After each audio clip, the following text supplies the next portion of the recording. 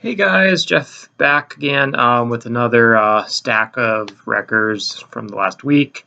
Been pretty busy this week, so the stack's a little shorter this time, so hopefully just get through this fast.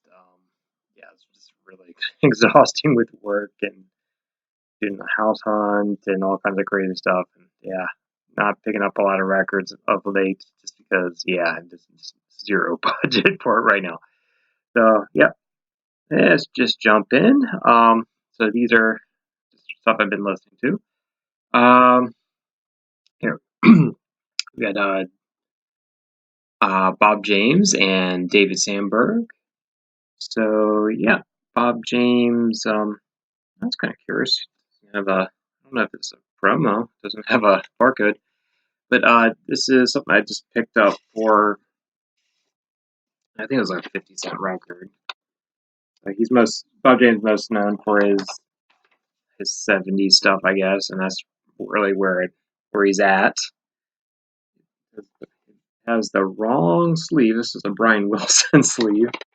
But yeah, 50 cents. It's yeah quite minty on the record and the sleeve, but the inner sleeve's wrong. But yeah. So yeah, I guess he does. What's Bob play? Bob plays the piano, right?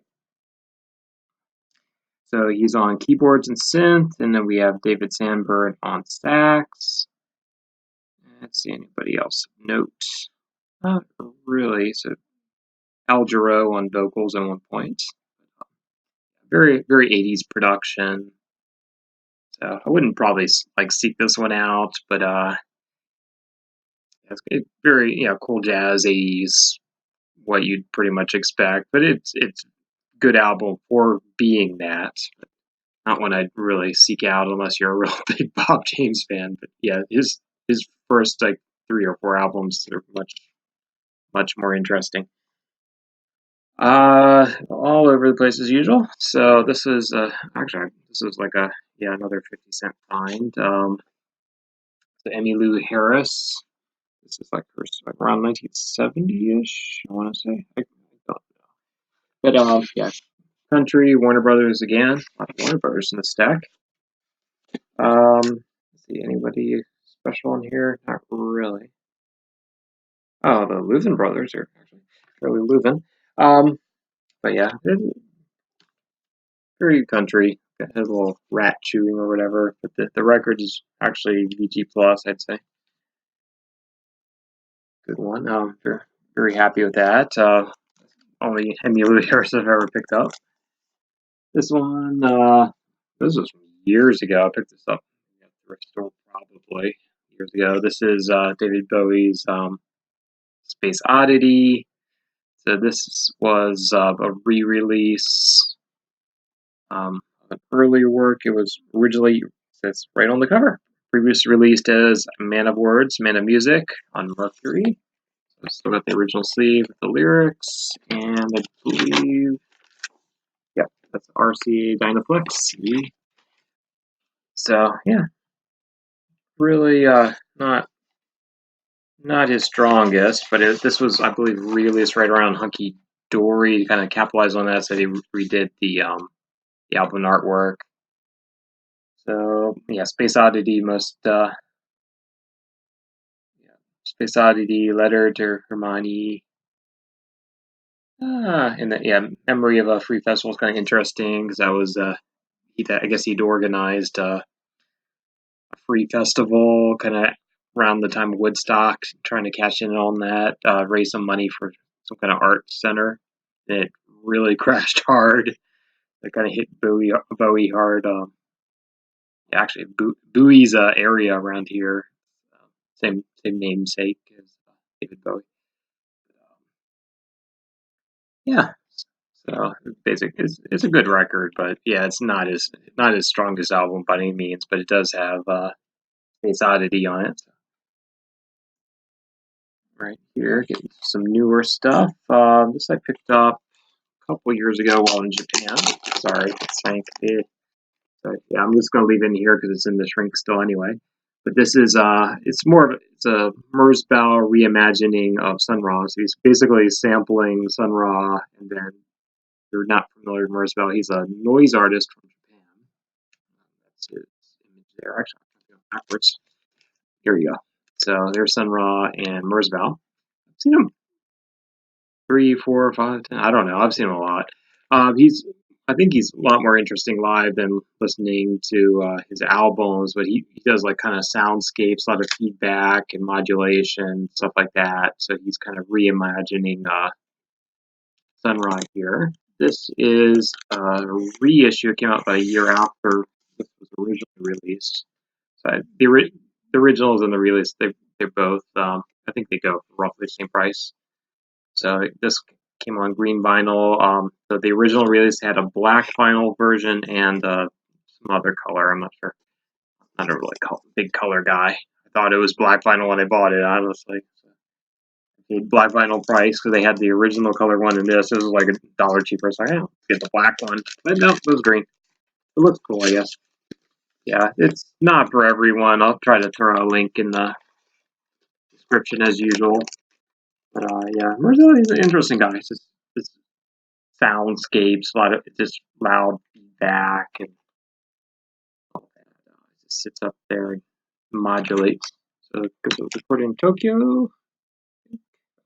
Yeah, recorded in Tokyo, May 2016. Music by okay, and so it's a deformed mix of Sun Ra's strange strings and the Magic City plus original Merzbow materials. So definitely an interesting listen. It's not one I'm throwing on all the time. Unfortunately, I got rid of all my Merzbow and Masana stuff years ago. Like I was really into them, like maybe in like a high school in the '90s. First time I moved to Japan, I basically figured like, yeah, it's worth more money than it's really worth keeping around because I don't listen to it all the time. So I sold all that stuff. But yeah, it's an interesting listen every once in a while. This one is from a stack I bought going out business sale. Let's see. This is a best of oh shoot, what's this artist called? Novi Savet, I believe. Novi Savet. They're kind of so this is a compilation of like their first 12 years. It's they kind of experimental, definitely alternative, experimental rock out of I think they're Vienna based is what I read. So this is it's actually a really good album. If you see this, it doesn't go for much, and I don't know. It's got some folky elements. It falls mostly into that kind of like post punk language. I'm sorry, I'm just really tired from work this week. Kind of a post punk thing going on, but it has some kind of folky elements. And interesting about them is they're multilingual, so kind of like a Soviet, Eastern European sounding name. I have no idea if that is Soviet, but yeah, they're singing in German, French, English, everything is thrown in there. But it's kind of like a best of comp. You see this. This is the American version. Yeah, I suspect I got it new for like a couple dollars. I suspect you could find this around in some bargain bin somewhere, or if the label has some left, they're heavily discounted. So we recommend that one. It's a good one. Novi Savet. I'm sure you can get their original albums imported from Europe as well. They're probably not too bad. Okay, and this one is Communards. That's just self-titled. But most notably, you have Don't Leave Me This Way on here, but very solid synth pop album here. So 86, there you go. It was mid 80s. Let's see. It's only one like really big hit on there, but it's a very solid album if you see this. The Japanese pressing like this does go for some money, but this in Japan it's a bargain bin. I think I paid like a few bucks for it. But yeah, from London. got the OB strip on there, so the US or UK pressings, etc. are not going to have the OB strip.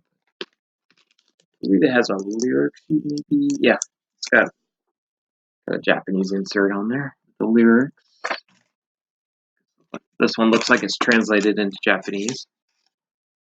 Oh, it's got the English too. Okay. Yep. So yeah, definitely wanted. If you see it, yeah, that's a good like squeeze. But yeah, if you see it, it's inexpensively. It's worth a pickup. It's good. Here is this is the Japanese jazz guitarist. Mess this one up, but Yoshiaki Masao. So yeah, this one was recorded in New York. This is the kind of pinnacle of pinnacle years, 80, 75, I think. Yeah, pinnacle years of Japanese jazz. Like anything 70s, pretty solid. As you get towards the end of the 70s, you start getting that move to city pop, and it gets really commercial. But so he is a jazz guitarist. Think like Kenny Burrell. If you like Kenny Burrell, you'd like this guy. Let's see, anyone else of fame? Bob Cranshaw on bass.